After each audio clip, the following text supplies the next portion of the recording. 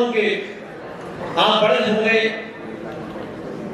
इस देश की व्यवस्था आईएएस पीसीएस का एग्जाम देंगे, यूपीएससी में बहुत सारे बच्चे बैठेंगे।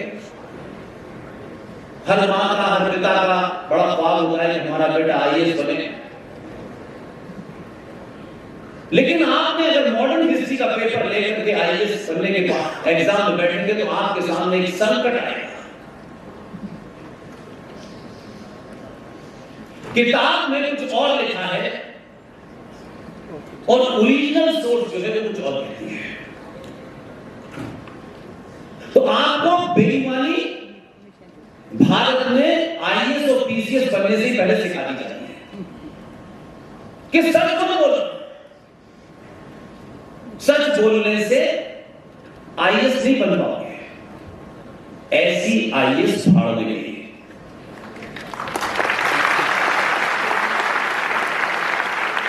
मॉडर्न हिस्ट्री की किताब है। मैं जिस विद्यालय में पैदा हुआ, जहां पढ़ा, जहां तालीम ली, वहीं का एक प्रोफेसर है,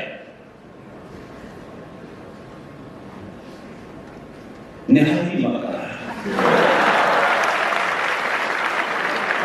इसका ये मतलब कभी नहीं है कि आप अपने शिक्षक के बारे में ऐसा करें। ये गुस्सा इसलिए है कि उसके कारण पिछली कई नस्लें खराब हुई हैं। मॉडर्न हिस्ट्री की किताब है जो यूपीएससी में जो बच्चा हिस्ट्री का पेपर लेगा उसको वो पढ़नी पड़ेगी और जो कुछ उसमें लिखा है वही अंतिम है। उनकी लिखी किताब, उस किताब में एक चैप्टर है शिवाजी। अब क्योंकि उनका नाम इरफान हबीब है, उनकी अपने कुंठाएं होंगी, कॉम्प्लेक्सेस होंगे। उन्होंने इतनी बड़ी शक्ति को जिसे पूरी दुनिया सलाम करती है, जिसकी युद्ध नीति को कई देशों ने अपनाया भारत को छोड़ के, उस आदमी का नाम है छत्रपति शिवाजी महाराज।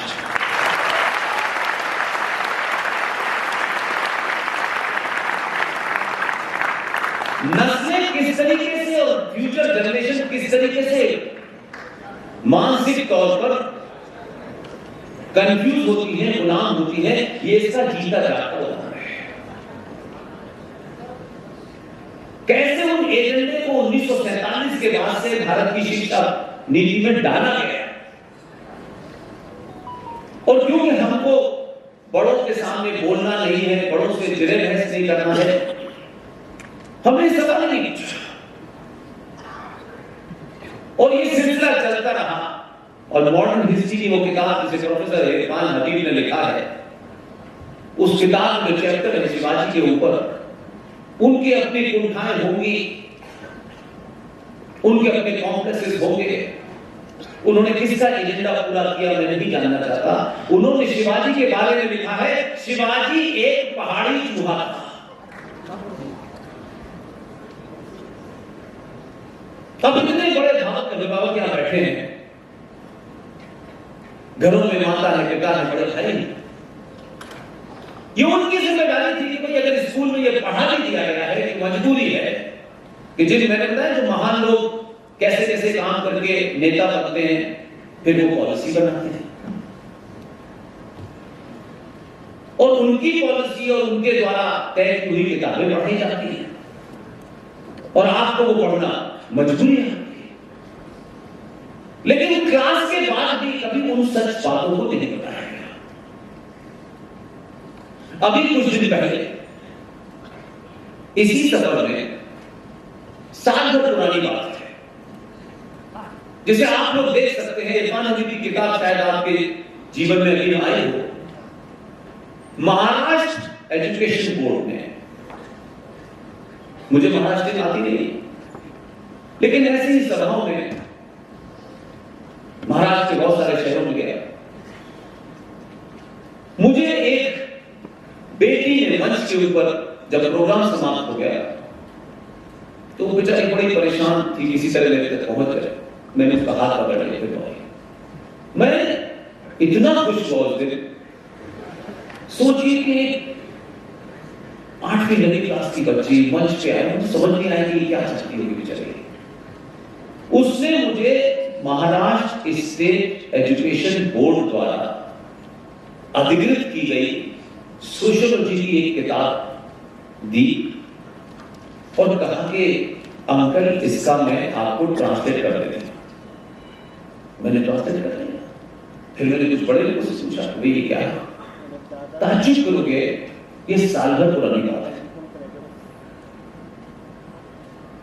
हम सब लोगों ने बचपन से पढ़ा है भगत सिंह, राजगुरु और सुखदेव, यही पढ़ा है कि इन तीनों को फांसी हुई। इसलिए कैसी लोग सत्ता के अंदर जाते हैं और किस तरीके से वो अपना एक नैरेटिव चलाते हैं कि आप अगर थोड़ी देर के लिए भूल जाएं, वही 50 साल के बाद में फैक्ट बन जाता है। मैंने और लोगों से बात की, मैंने कहा ये किताब सच में है कि नहीं, किताब की लाइब्रेरी सब बात हुई। महाराष्ट्र के लोगों से मैंने पूछा ये आपको पता? जिन्हें हमें नहीं पता। उस किताब के अंदर एक चैप्टर है पूरा भगत सिंह, और भगत सिंह के चैप्टर में लिखा गया, क्योंकि आज वहां महाराष्ट्र में जिहादी, जिसने इस देश के एक बहादुर टेलीविजन के मालिक और एंकर अर्नब गोस्वामी को ये कहा कि हम इसको इतना टॉर्चर करेंगे कि आत्महत्या करेगा, और उसको जेल करा दी। हमारी कितनी शक्ति थी दिल्ली में, हमने कोशिश की और वो कुछ दिन के बाद छूट गए। उस अकेले आदमी ने, क्योंकि बाकी लोगों को तो पैसा, रुपया, ये चाहिए वो चाहिए, उसने क्या किया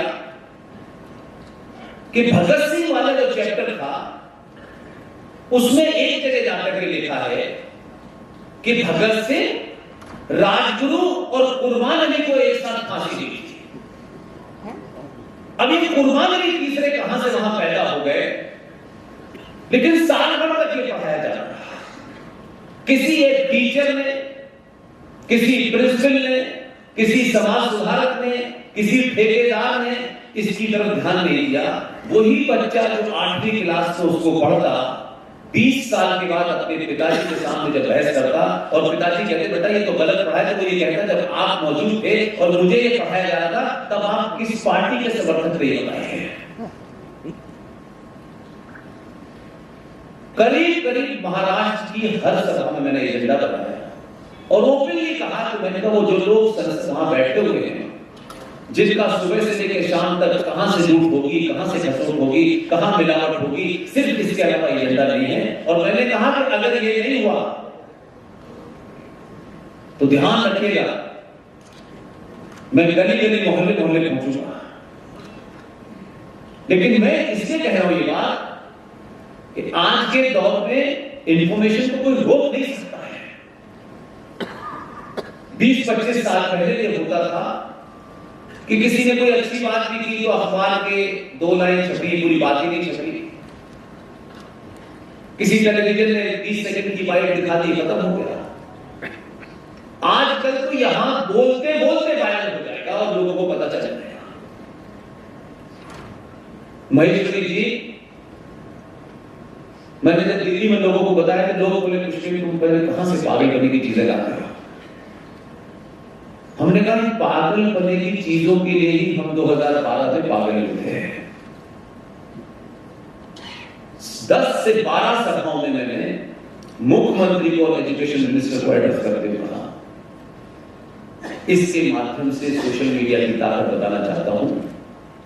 जब 8वां भाषण देने गया, लोगों ने कहा कि किताब चेंज हो गई है।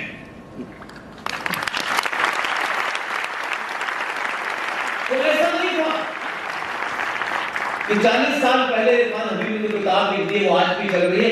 आज भी वो ताकतें सत्ता के और व्यवस्था के अंदर बैठ करके इस किस्म का नैरेटिव क्रिएट कर रहे हैं।